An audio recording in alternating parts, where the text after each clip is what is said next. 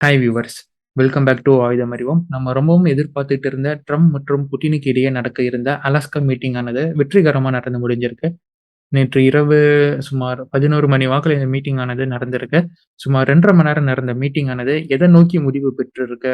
அதாவது இரு நாட்டு அதிபர்கள் ஏதாச்சும் ஒரு முடிவுக்கு வந்தாங்களா? டெரிட்டரி ஸ்வாப், சீஸ்ஃபயர்லாம் நடந்ததா? எத நோக்கி கடைசி இத கொண்டு போய் முடிச்சிருக்காங்க? அப்படிங்கிறது இன்னைக்கான காணொளியில நாம பார்க்க போறோம். இத பற்றின இதுல எங்க போய் முடிஞ்சது அப்படின்னு ஒரே வரியில இன்னைக்கு காலையில நம்ம கம்யூனிட்டி போஸ்ட்ல போட்டிருந்தோம். இருந்தாலும் இந்த காணொளியில கொஞ்சம் விவரமா எல்லாத்தையுமே பார்க்கலாமே. நீங்கள் பார்த்துக் கொண்டிருப்பது ஆயுதம் அறிவோம். ஆயுதம் அறிவோம் அப்படிங்கிற நம்ம சேனல சப்ஸ்கிரைப் பண்ணிட்டு வாங்க. Let's dive into it.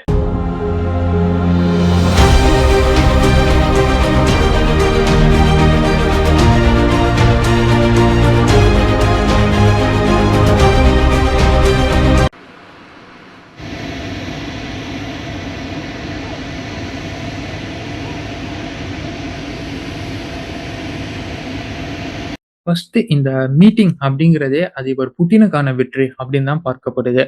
ஏன்னா 2 1/2 வருஷத்திற்கும் மேலாக நடக்கும் யுத்தத்துல அமெரிக்கா மற்றும் அமெரிக்காவை சார்ந்த பல மேற்குலகங்களும் புட்டின் மற்றும் ரஷ்யாவிற்கு எதிரான நிலைப்பாடுல இருந்துகிட்டு இருக்கிறாங்க.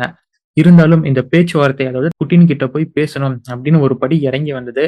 இந்த இடத்துல புட்டினுக்கான வெற்றியா தான் பார்க்கப்படுது. ஸோ புட்டின் அவர் காரியத்தை சாதிக்கிறாரு அப்படிங்கிறது தான் நடந்த மீட்டிங்க்கான அர்த்தமே. ஸோ அதுல நம்ம கிளியரா இருக்கணும். 2 1/2 மணி நேரம் நடந்த மீட்டிங்ல யார் யார் கலந்துகிட்டா 2 நாட்டு சார்பாக அப்படிங்கிற லிஸ்ட்டை நான் உங்களுக்கு கொடுக்குறேன். அமெரிக்கா சார்பாக அதிபர் பிரசிடென்ட் டொனால்ட் ட்ரம்ப் அவர்கள், vice president JD Vance, secretary of state Marco Rubio, treasury secretary Scott Bessent, special envoy Steve Witkoff, இவங்க எல்லாம் அமெரிக்கன் டெலிகேஷன்ஸ் அப்படின்னு புட்டினை பார்க்கறதுக்கு போயிருந்தாங்க அலாஸ்காக்கு. ஸோ ரஷ்யா சார்பாக டெலிகேஷன்ஸ் யாருன்னா அதிபர் president Vladimir Putin, defence minister Andrew Belousov, foreign minister Sergey Lavrov, finance minister Anton Siluanov, aide to president Yuri Ushakov, president special envoy Kirill Dmitriev. இந்த மீட்டிங் அப்படிங்கறது ஒரு வெல் ஆர்கனைஸ்டு மீட்டிங்கா தான் கடைசி வரைக்குமே போயிருந்துச்சு. எந்த இடத்துலயும் ஒரு ஏத்தமோ இறக்கமோ 2 நாட்டு சார்பாகவும் இல்லை. எங்கேயும் ஒரு லூஸ் டாக் அது மாதிரிங்கிறதும் எதுவும் இல்லை. ரொம்ப பெர்ஃபெக்ட்டா இந்த மீட்டிங் நடந்து முடிஞ்சிருக்கு அப்படின்னு தான் நம்ம சொல்லணும். புட்டின் மற்றும் ட்ரம்ப் இவங்க 2 பேரும் பிரைவேட்டா பேசிக்கிட்டாங்க. ரொம்ப க்ளோஸ் டோர் மீட்டிங் மாரி இவங்க 2 பேரும் பேசிக்கிட்டாங்க. அதற்கப்புறம் அவங்களுடைய டெலிகேஷன்ஸ் நம்ம சொல்லியிருந்தோம் இல்லையா? ரஷ்யா சார்பா, அமெரிக்கா சார்பா யார் இருந்தாங்க அப்படின்னு. அவங்களுடைய டெலிகேஷன்ஸோட உட்காந்து ஒரு டிஸ்கஷன பண்ணாங்க. அதற்கு அப்புறம் ஜாயிண்ட்டா புட்டின் மற்றும் ட்ரம்ப் அவர்கள் பிரஸ் ஸ்டேட்மெண்ட் குடுக்குறாங்க. சுமார் 2 1/2 மணி நேரம் நடந்த பேச்சுவார்த்தைக்கே 1/2 மணி நேரம் தான் இவங்க பிரஸ் ஸ்டேட்மெண்ட் குடுத்துருக்காங்க. ஸோ அப்பவே உங்களுக்கு என்ன நடந்தது? ஸோ அப்படிங்கிறது உங்களுக்கு புரிய வந்திருக்கும். இந்த பிரஸ் ஸ்டேட்மெண்ட்ல புட்டின் என்ன சொன்னாரு, ட்ரம்ப் என்ன சொன்னாரு அப்படிங்கிறத நம்ம டீட்டெயிலா இப்ப பார்க்கலாம். ஃபர்ஸ்ட் புட்டின் ஆரம்பிக்கிறாரு. ஆரம்பத்துல இருந்தே இந்த பிரஸ்ஸ ஹேண்டில் பண்றதுல புட்டின் தான் லீட் பண்ணிட்டு போறாரு. புட்டின் நச்சுன்னு 3 பாயிண்ட் தான் வச்சாரு. ஸோ ஃபர்ஸ்ட் புட்டின் சொன்னதுல, சப்போஸ் ட்ரம்ப் அதிபரா இருந்திருந்தாருன்னா, இந்த உக்ரைன் கான்ஃப்ளிக்ட் அப்படிங்கிறது நடந்திருக்காது. தவிர்க்கப்பட்டிருக்க வேண்டிய ஒண்ணு தவிர்க்கப்பட்டிருக்கும். ஒரு சரியான தலைவர் இல்லாத காரணத்தினால இந்த யுத்தமானது மூண்டது அப்படின்னு சொல்றாரு. எ பிரைஸ் ஃபார் ட்ரம்ப் அப்படின்னு சொல்லலாம். ஸோ இப்பதான் இந்த 3 பாயிண்ட்டுக்கு வராரு. நாங்க உக்ரைனுக்கான செக்யூரிட்டி கேரண்டில ரொம்ப கன்சர்னா இருக்கிறோம். அவங்களுக்கான செக்யூரிட்டி கேரண்டிய நாங்க முழுவதுமா குடுக்குறோம். ஆனா இந்த கான்ஃப்ளிக்ட்டுக்கான ரூட் காஸ் என்ன அப்படிங்கிறத நீங்க தீர்த்து வைக்கணும். இது நீங்க தீர்த்து வச்சீங்கன்னா உக்ரைனுக்கான செக்யூரிட்டி கேரண்டிய நாங்க கண்டிப்பா குடுக்குறோம். அதுல எந்த சமாச்சாரமும் இல்ல அப்படின்னு சமரசமா போறாரு. சரி, அந்த ரூட் காஸ் என்ன அப்படிங்கிறத அவரே சொல்லிட்டாரு. So reunification of NATO, denazification, removal of Zelensky from the presidential position. இத 3யும் நீங்க பண்ணீங்கன்னா, ஸோ இப்போதைக்கு இது 3 தான் அவர் சொன்னாரு அந்த பிரஸ் கான்ஃபரன்ஸ்ல. உக்ரைனுக்கான செக்யூரிட்டி கேரண்டிய நான் குடுக்குறேன். இந்த சீஸ்ஃபயருக்கு நான் ஒத்து வரேன் அப்படின்னு புட்டின் அவர்கள் சொல்றாரு. ஒரு பாயிண்ட் நம்ம பார்க்கிறது என்னன்னா, டெரிட்டரி ஸ்வாப்ப பத்தி இவங்க பேசவே இல்ல. ஸோ டெரிட்டரி ஸ்வாப் ஒருவேளை இவங்க அந்த பேசின உடன்பாட்டுக்குள்ள வந்திருக்கும் அப்படின்னு நான் நினைக்கிறேன். அதனால இவங்க இந்த இடத்துல அத தவிர்த்து மிச்ச 3 பாயிண்ட்ட மட்டும் இவங்க சொல்லியிருக்கலாம் அப்படின்னு நானு ஜஸ்ட் அசம்ப் பண்றேன். இதன் பிறகு புட்டின் அவர்கள் சொல்றாரு, இந்த சீஸ்ஃபயர் நல்லபடியா போகணும் அப்படின்னா, உக்ரைனுக்கான முடிவ ரஷ்யா மற்றும் அமெரிக்கா இந்த நெகோசியேஷன்ல எடுக்க போடும் முடிவு தான் அல்டிமேட். ஸோ இதுல யாரும் குறுக்கால வரக்கூடாது. குறிப்பா ஐரோப்பிய ஒன்றியத்துல இருக்கும் சில தலைவர்களும், கீவின் தலைவர் ஜெலன்ஸ்கியும் ராங் டைரக்ஷன்ல லீட் பண்ணக்கூடாது. இத கெடுக்கிற மாரி எந்த விஷயமும் செய்யக்கூடாது. அப்ஸ்டக்கிள் எதுவும் கிரியேட் பண்ணக்கூடாது அப்படின்னு அவரு சொல்லியிருக்கிறாரு. ஸோ ட்ரம்ப் மற்றும் புட்டின் இவங்க தான் இந்த உக்ரைன் கான்ஃப்ளிக்ட்ல முடிவு எடுக்க போறாங்க. இவங்க முடிவு தான் அல்டிமேட்டா இருக்க போகுது அப்படிங்கிறதும் புட்டின் அவர்கள் இந்த இடத்துல தெளிவா சொல்லிட்டாரு. இத தொடர்ந்து ட்ரம்ப் அவர்கள் பேச வராரு. நாங்க இந்த பேச்சுவார்த்தையானது நல்லபடியா போயிருக்கு. நெறைய விஷயங்கள நாங்க பேசுனோம். அதுல எங்களுக்கு உடன்பாடு ஏற்பட்டிருக்கு. சில முக்கியமான சமாச்சாரம் அப்படிங்கிறது அவங்க 2 பேருக்கும் இடையே ஒத்து வரல. பட் டெரிட்டரி ஸ்வாப் அப்படிங்கிறது 2 பேரும் உடன்பட்டிருக்காங்க அப்படிங்கிறது இந்த புகைப்படத்துல இருந்து உங்களுக்கு தெரியும். பிஃபோர் அண்ட் ஆஃப்டர் மீட்டிங் அப்படிங்கிற புகைப்படத்துல இருந்தே உங்களுக்கு தெரிய வந்திருக்கும். அண்ட் ட்ரம்ப் என்ன ஒரு இக்கு வச்சு போயிருக்காரு அப்படின்னு பார்த்தோம்னா, நாங்க கலந்து பேசிட்டோம், ஒரு முடிவு எடுத்திருக்கிறோம். ஆனா ஜெலன்ஸ்கி தான் இங்க அல்டிமேட்டா முடிவு எடுக்கணும். அவர் என்ன எடுப்பாரு அப்படிங்கிறது தெரியல.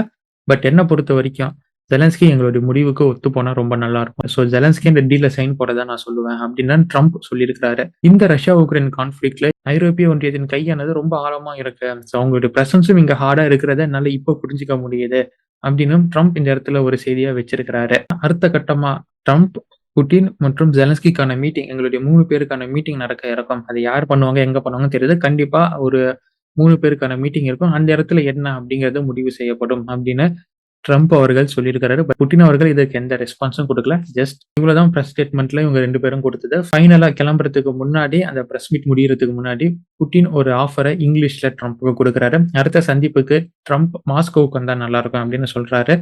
உடனே ட்ரம்ப் ஆனவர் மாஸ்கோவுக்கா? ஸோ ரொம்ப ஹீட்டை கிளப்பக்கூடிய சந்திப்பா அது இருக்கும். அதனால வேணாம். But thanks for the offer அப்படின்னு ட்ரம்ப் சொல்லிட்டு கிளம்புறாரு. இவ்வளவுதான் அந்த பிரஸ் மீட். ஆனா க்ளோஸ்டு டோர் மீட்டிங்ல என்ன நடந்தது, இவங்களுடைய டெலிகேஷன்ஸ் என்ன பேசிட்டாங்க அப்படிங்கிறது தெரியல. பட் ஓரளவுக்கு ஸோ ஆஃப்டர் மீட்டிங் வீடியோஸ் எல்லாம் பார்க்கும்போது ஒரு நல்ல உடன்பாடு இவங்க 2 நாடுகளுக்கும் இடையே ஏற்பட்டிருக்கு அப்படின்னு மட்டும் என்னால சொல்ல முடியுது. மேபி அந்த டெரிட்டரி ஸ்வாப் அப்படிங்கிறது ரஷ்யாவுக்கு இந்த இடத்துல கிளிக் ஆகியிருக்கலாம். பட் இந்த ஜெலன்ஸ்கிய பொசிஷன்ல இருந்து தூக்குறது அப்படிங்கிறது கிளிக் ஆகாம போயிருக்கலாம். ஸோ அதனால தான் இந்த இடத்துல கடைசியா ஜெலன்ஸ்கி தான் அல்டிமேட்டா முடிவு எடுக்கிற மாதிரி கொண்டு வந்து நிறுத்தியிருக்கிறாங்க. நம்ம பொறுத்திருந்து பார்க்கலாம். போக போக தான் இத பத்தின முழுமையான அப்டேட்கள் நமக்கு கிடைக்க வரும். ஸோ இயர்லி ஸ்டேட்மெண்ட்ஸ் தான் இப்ப நம்ம பேசிக்கிட்டே இருக்கிறோம். அடுத்த இன்ட்ரெஸ்டிங்கான சம்பவம் என்னன்னா, 2 பேரும் வராங்க. அலாஸ்காக்கு வராங்கன்னா, B-2 பாம்பர் மற்றும் F-22 ராப்பர் சர்ருன்னு மேல போகுது. அவங்க 2 பேருக்கும் மேல கரெக்ட்டா ஆன் ஸ்பாட்ல போகுது. சொல்லி வச்ச மாரி. இது மாரி வந்தோம்னா, இது மாரி ஃப்ளைட்ட பறக்க விடுங்கப்பா அப்படின்னு ட்ரம்ப் சொன்னாரா என்னன்னு தெரியல. கரெக்ட்டா பிரிசிஷன் டைம்ல அது மாரி பறந்தது.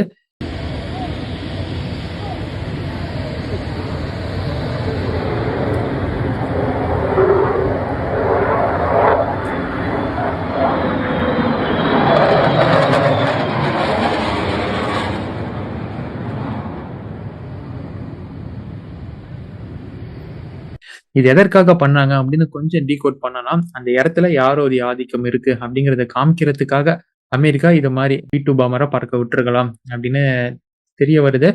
பட் ஓரளவுக்கு இன்டைரக்ட்டா ஒரு சில லீக்ஸ் என்ன சொல்லுது, ரஷ்யா அவங்களுடைய நியூக்ளியர் சப்மரின் மற்றும் அவங்களுடைய பாம்பர்கள அலாஸ்காக்கு பக்கத்துல பறக்க விட்டுக்கிட்டும் கடல்லயும் வச்சிருந்தாங்க அப்படின்னு சொல்லப்படுது. பட் அமெரிக்கானவங்க நேரடியா உள்ளேயே கொண்டு வந்துட்டாங்க. ஸோ அதனால அமெரிக்காவின் டாமினன்ஸ் இந்த எரால யாரு டாமினன்ட் அப்படின்னு ட்ரம்ப் காமிக்கிறதுக்கு தான் அந்த ஒரு செயல அவரு செஞ்சாரு அப்படின்னு பலராலும் சொல்லப்படுது. ஸ்பாட்ல யாரு டாமினன்ட் அப்படின்னு காமிச்சத தொடர்ந்து அதற்கப்புறம் டக்கு டக்கு டக்குன்னு புட்டின் டாமினன்ட் எடுக்க ஆரம்பிச்சுட்டாரு. அதாவது ட்ரம்ப் வாய் தொறக்கறதுக்கு முன்னாடி புட்டின் தானா எல்லா விஷயங்களும் சொல்ல ஆரம்பிச்சுட்டாரு. தான் முடிவ சொல்ல ஆரம்பிச்சுட்டாரு. ட்ரம்ப் கிட்ட தான் என்ன சொல்ல போறேன், ஸோ தான் என்ன மனநிலையில இருக்கிறேன் அப்படின்னு தெரியப்படுத்துறதுக்கு முன்னாடியே இந்த பிரஸ்ஸுக்கு இனிஷியலா கொடுத்த ஸ்டேட்மெண்ட்டுக்கு மூலியமாவே தெரியப்படுத்திட்டாரு. ஸோ இதுதான் நானு, இதுக்கு தான் வந்திருக்கிறேன் அப்படின்னு ட்ரம்ப்புக்கு தெரியப்படுத்திட்டாரு. ஸோ இது மூலியமா அவருடைய டாமினன்ஸ் அந்த இடத்துல உயர்ந்தது. அத தொடர்ந்து எல்லா இடத்துலயுமே புட்டினின் டாமினன்ஸ் தான் அந்த இடத்துல பார்க்கப்பட்டது. அன்டில் த போஸ்ட் கான்ஃபரன்ஸ் வரைக்கும். ஸோ இந்த மீட்டிங்க பத்தி ஃபைனல் வேர்டிங்கா நம்ம என்ன சொல்லி முடிக்கலாம் அப்படின்னா, ஒண்ணுமே நடக்கல. அதுதான் 2 பேரும் அமெரிக்கா மற்றும் ரஷ்யா பேசியிருக்கிறாங்க. அதுல அவங்க 2 பேரும் முடிவு எடுத்திருக்காங்க. இருந்தாலும் ஜெலன்ஸ்கியின் முடிவு தான் இங்க முக்கியம் அப்படிங்கிற மாரி ட்ரம்ப் சொல்லிட்டு போயிருக்காரு. ஈரான் மற்றும் அமெரிக்காவுக்கு மீட்டிங் கொண்டு போனாங்க பாருங்க. ஃபர்ஸ்ட் ரவுண்ட், செகண்ட் ரவுண்ட் அப்படின்னு 8 ரவுண்ட் வரைக்கும் கொண்டு போனாங்க பாருங்க. அது மாரி தான் இதையும் கொண்டு போறாங்க அப்படிங்கிறது நமக்கு இதுல இருந்து தெரியுது. ஹோப்ஃபுல்லி நம்ம அடுத்த மீட்டிங்காக வெயிட் பண்ணலாம். இத பத்தின உங்களின் கருத்துக்கள் என்ன அப்படிங்கிறத நீங்க கமெண்ட் பாக்ஸ்ல விடுங்க. இது போன்ற பல காணொளிகளை தெரிந்து கொள்ள ஆயுதம் அறிவோம் அப்படிங்கிற நம்ம சேனலை சப்ஸ்கிரைப் பண்ணி ஃபாலோ பண்ண ஆரம்பிங்க. Until it's signing off from ஆயுதம் அறிவோம் and stay tuned for next video my dear friends. நன்றி, வணக்கம்.